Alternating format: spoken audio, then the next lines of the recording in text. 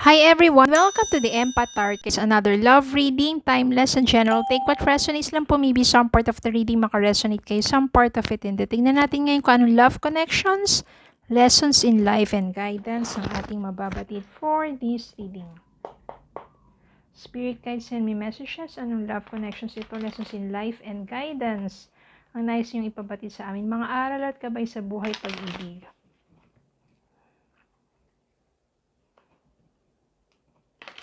Spirit guides send me messages.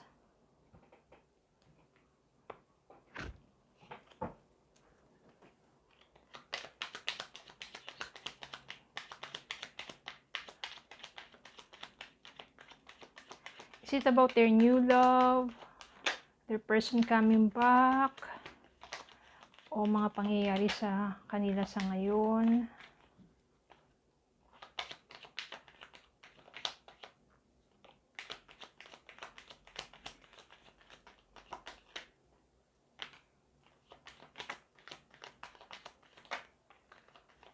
Okay. Napakaraming mensahe na ito.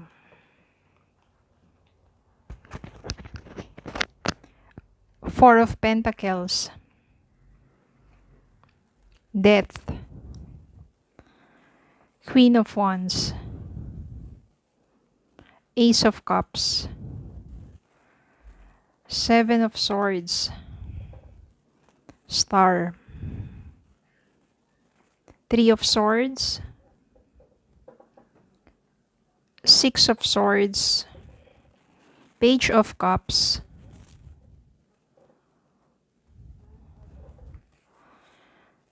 Three of Wands. Ten of Swords. Five of Swords. No, Five of Wands, sorry.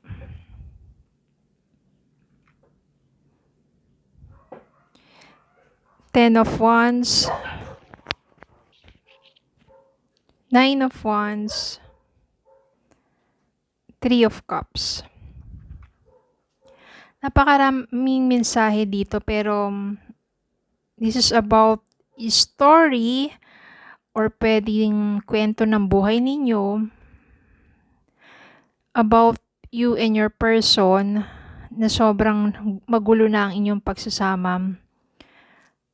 Ang ano dito, nasa sense ko, Four of Pentacles, masyadong mahigpit yung person mo sa'yo. Ayaw kanyang pakawalan, pero ang totoo, yung lahat ng pinagsiselos niya, siya ang gumagawa ng kataksilan.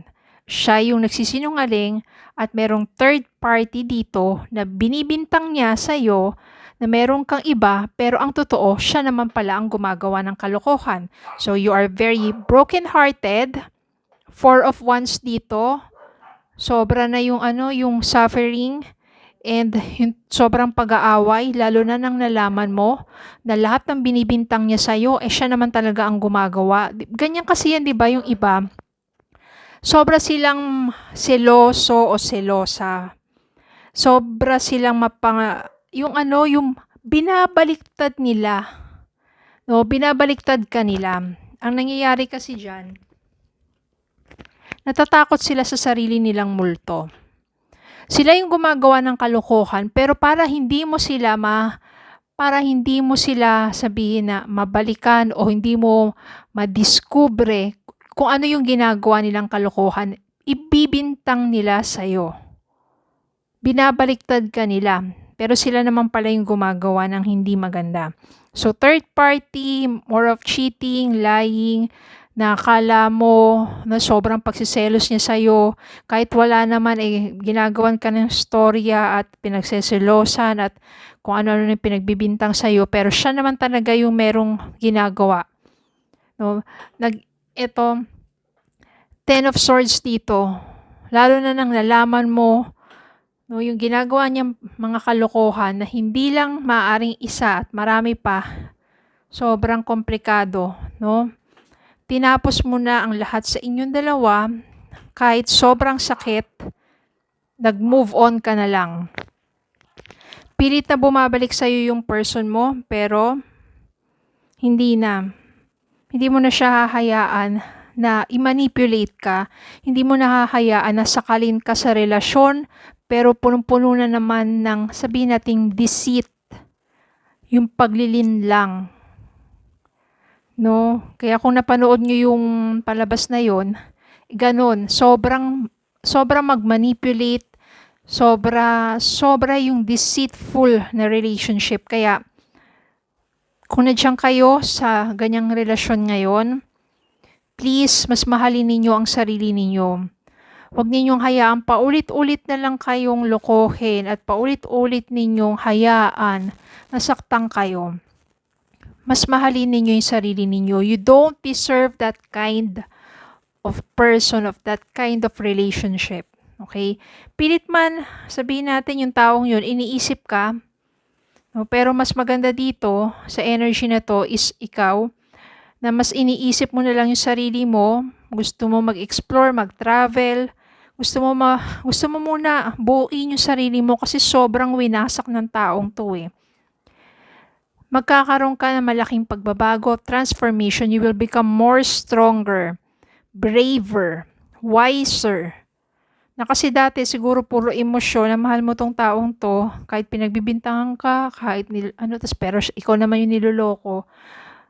Nagising ka na sa katotohanan, namulat ng mga mata mo at hindi ka na nagbibingi-bingihan ngayon. You transform into a stronger person. Pero hindi naman niya ibig sabihin na, di ba, parang braver na magre-revenge ka or gaganti ka. No. You become stronger person, but you still a good person. No, mas nag-focus ka sa sarili mo, mas minahal mo yung sarili mo, mas pinili mo na lang lumayo sa taong yon. Because ang dulot lang sa'yo ng taong yon at ng relasyon ninyo ay punong-puno lang ng burden. It's too much to take na that kind of burden. Kaya mas minahal mo yung sarili mo.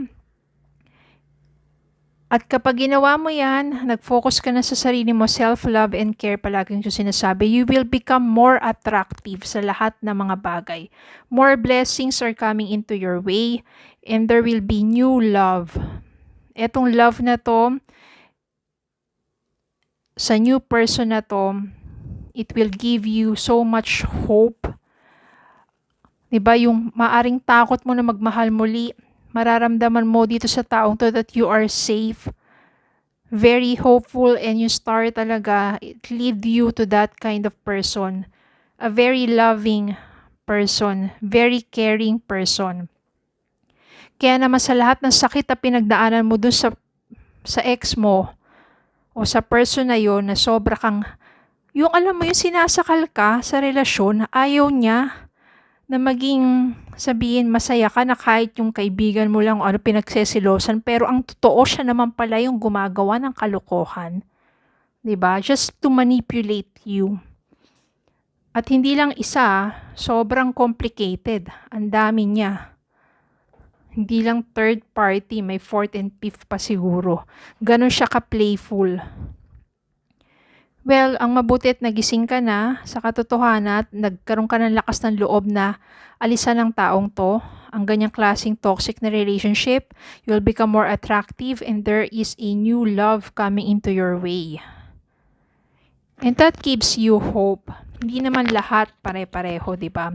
Meron pa rin iba na honest, meron pa rin iba sincero, meron pa rin iba na mapagmahal, na maaring ganun din na may pinagdaanan din sila sa buhay, may pinagdaanan din silang sakit, natuto sa kanilang kamalian, at pag nakilala mo yung taong yun, sobra kang mamahalin at sobra kayong magmamahalan. At maaring siya yung tamang tao para sa iyo.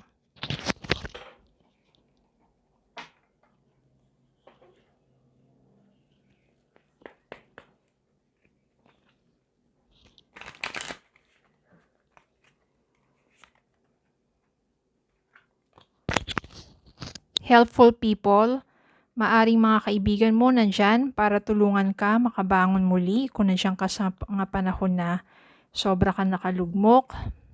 No, kung bumabalik sa iyo yung taong yon, please lang, wag na. Iba po yung minsan na nagkamali or ibang mga dahilan Pero yung paulit-ulit ka na lang niloloko, please lang, wag na. Kahit mahal mo yung taong yun, mas mahalin mo yung sarili mo. Opportunity, maraming opportunity ang darating sa'yo. When you love yourself more, you will become more attractive to many opportunities in your life.